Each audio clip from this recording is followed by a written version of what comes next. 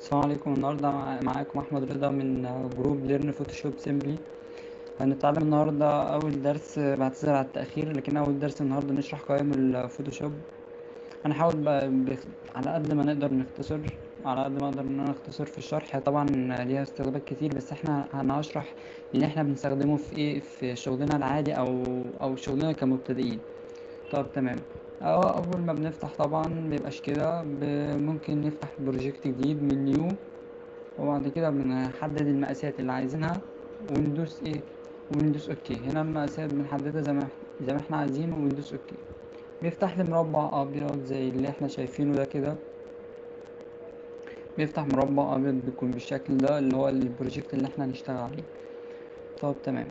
طب هنبدأ بأول حاجة اللي هو السهم ده وظيفته. السهم ده وظيفته إن هو بيحرك لي الأشكال اللي عندي. يعني مثلا عندي أي حاجة في الصورة عايز أحركها، باجي على اللاير بتاعها. الحاجات دي اسمها لاير طبقات، ببدأ إن أنا إيه أحرك فيها زي ما أنا عايز. طيب تمام. طب افرض أنا عايز مثلا إيه أقص جزء منها على شكل مربع مثلا، أو على شكل دايرة، أو أيا كان. بتدوس الشكل اللي تلاقي تحتيه سهم كده، ده بيدل إن في اختيارات تانية، في أوبشن تانية ممكن تختار.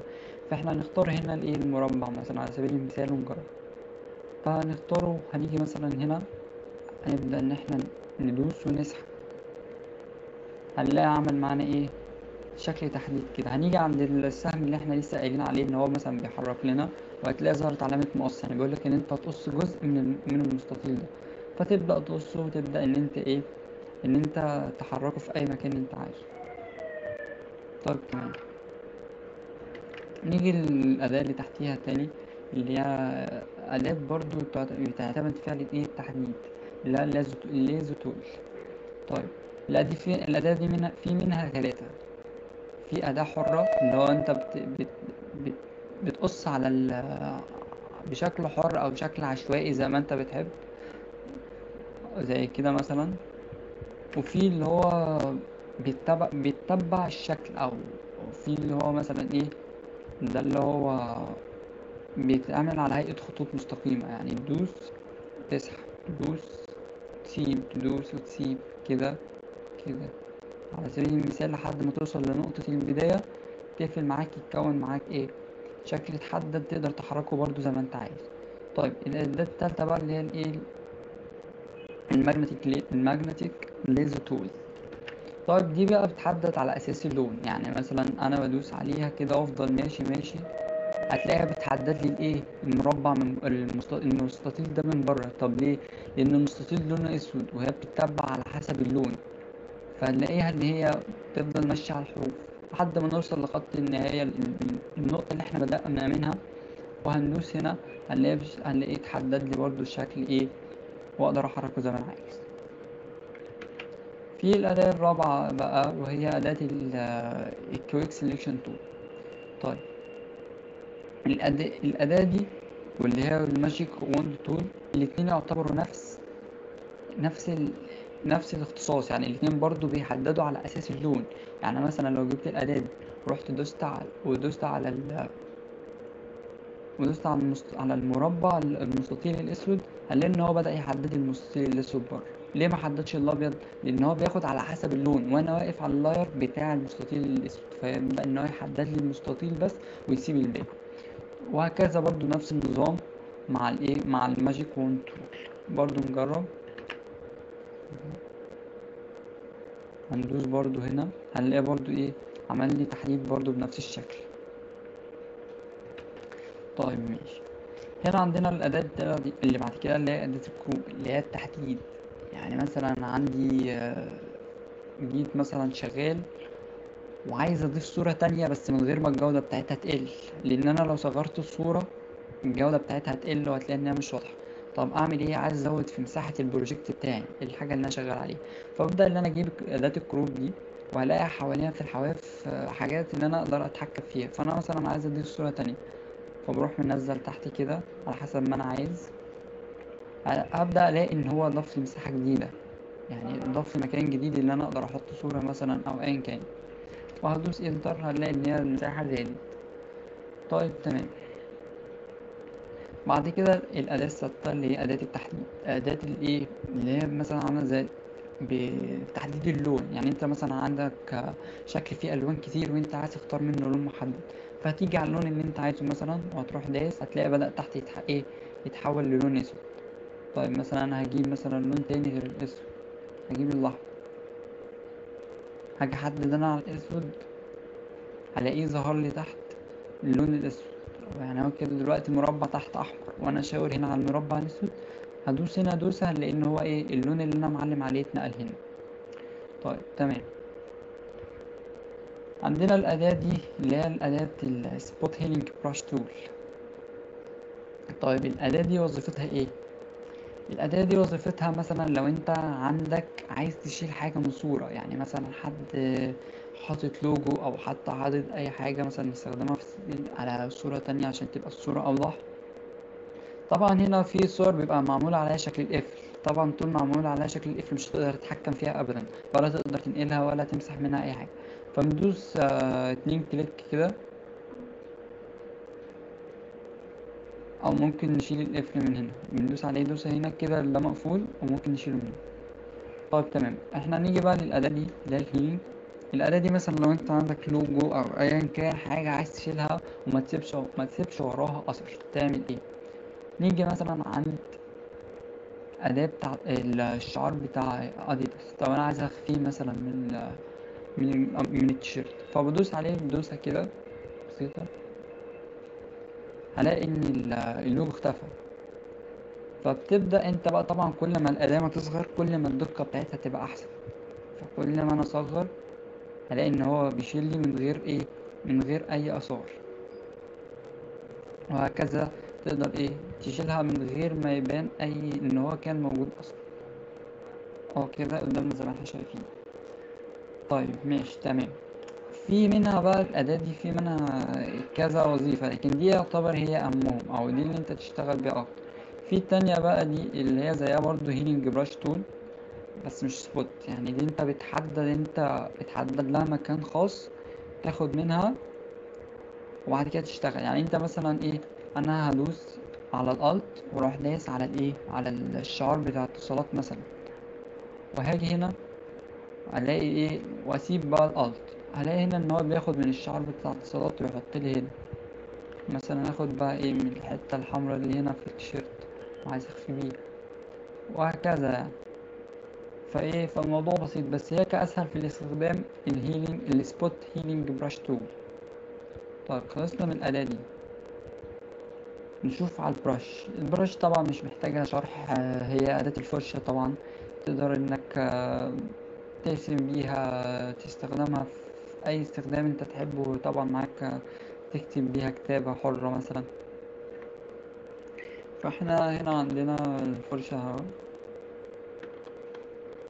نكبرها كده ونبدأ ان احنا نرسم بيها اي حاجة او اي شكل مثلا. وهي ده الاستخدام اللي ليها يعني. في البنسل طبعا زيها برضو القلم برضو ممكن ترسم بيه، ممكن تحدد بيه حاجة أو أيا كانت. طبعا عشان ترجع لخطوة ورا انت عملتها، يعني حاجة عملتها وعايز ترجع خطوة لورا بتدوس كنترول زد ترجع لورا. طيب تمام. هنا بقى تحتيها في ميكسر براش تول. استخدامها مثلا لو عندك لونين جنب بعض عايز تدمجهم جنب بعض، عايز تدمجهم في بعض.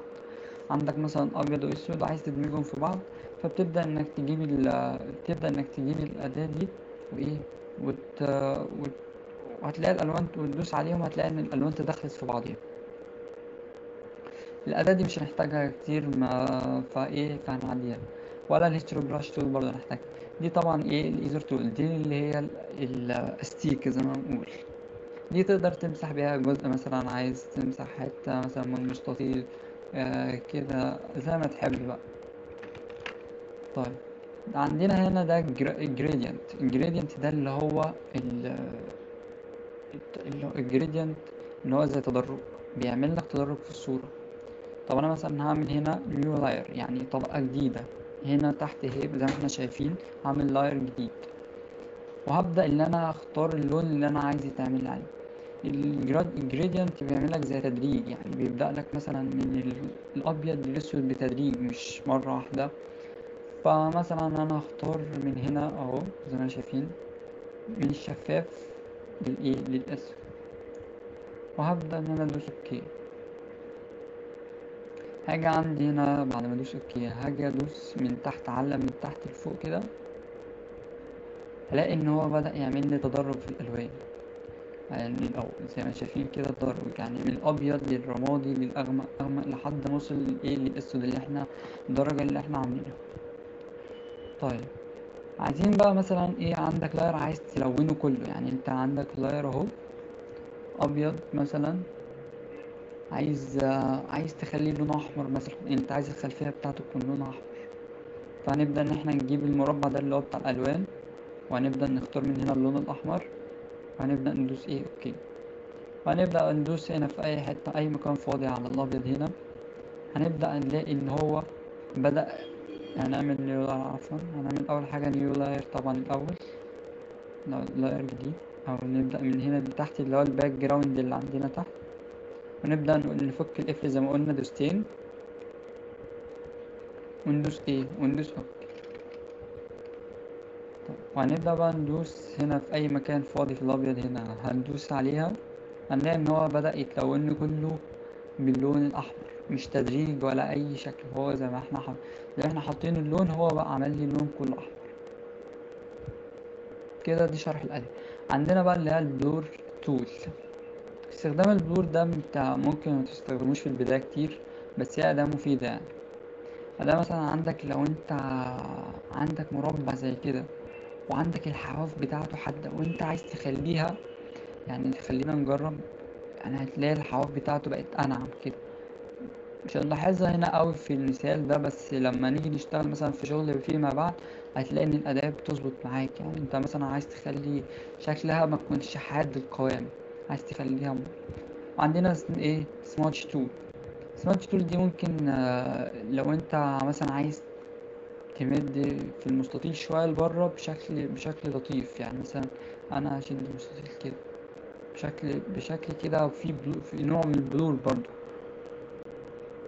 كده. بتبدأ ان انت مثلا في حاجات ان شاء الله قدام هنستخدمها فيها.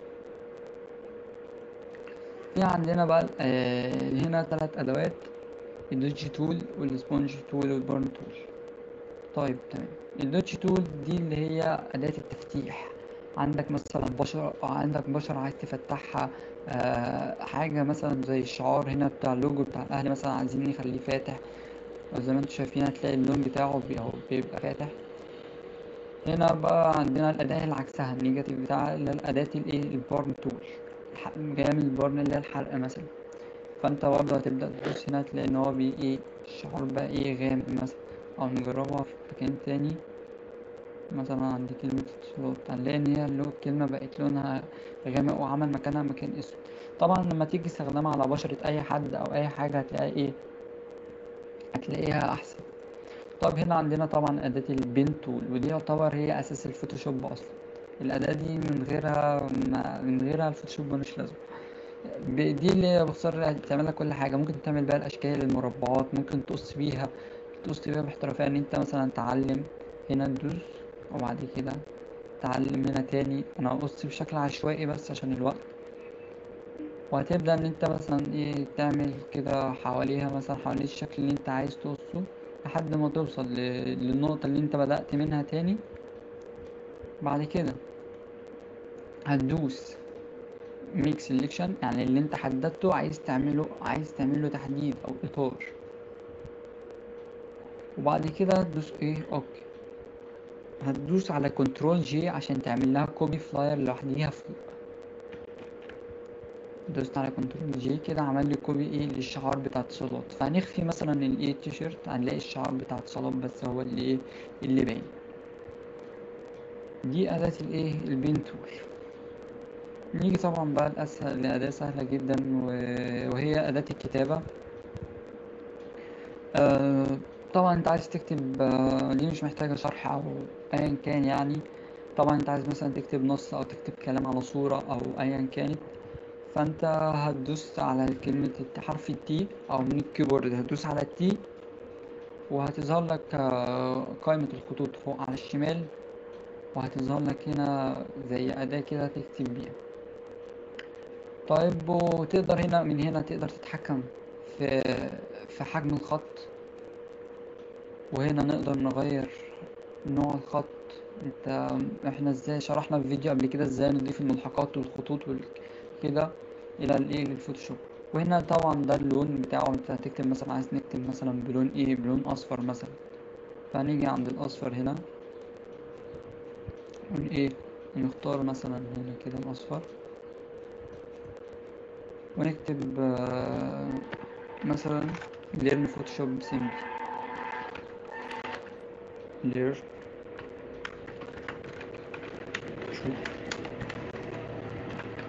simply. فده عندنا هنا ان ايه كتب باللون الاصفر زي ما احنا عايز محددين. وهنا حجم الخط 24، ممكن نكبر 36، ممكن نغير نوع الخط اصلا ونحط خط غيره مثلا. نجيب الخط ده هنلاقي ان الشكل بتاعه هيتغير، وهكذا يعني لحد ما يجي الشيء اللي هو في دماغك وبس. وهنا بعدين في اللي هي دي أداة الأشكال، مثلا عايز تعمل مربع، مستطيل، دايرة، أيا كان الشيء اللي أنت عايز تعمله، فأنت هتدوس عليها وهتعمل بقى مربع أيا كان أيا كان. وبعد كده ممكن تعمل دايرة، أو هنا الأشكال زي ما احنا شايفين البيضاوي. وهنا مثلا عايزين نعمل خطوط. وهنا دي آخر أداة اللي احنا هنشرحها معانا، اللي هي أداة التحريك. يعني انت مثلا شغال في جزء معين وعايز تتنقل مثلا من فوق أو تحت، فبتبدأ إن أنت إيه تدوس وتسحب تحت أو فوق. طيب وهنا دي آخر أداة معانا اللي هي أداة الإيه الزوم. لا أنت مثلا عايز تبين التفصيل في شيء أو حاجة، بتبدأ إن أنت تعمل زوم عليه، تدوس لحد ما يعمل زوم. وبكده يعني كنت شرحنا مختصر الحاجات، القائمة اللي احنا مختصر اللي فيها. ما أتمنى إن أنا مكنتش طولت عليكم. متنسوش تعملوا لنا سبسكرايب وجوين على الجروب على الفيسبوك، سبسكرايب على قناتنا ليرن فوتوشوب. السلام عليكم ورحمة الله وبركاته.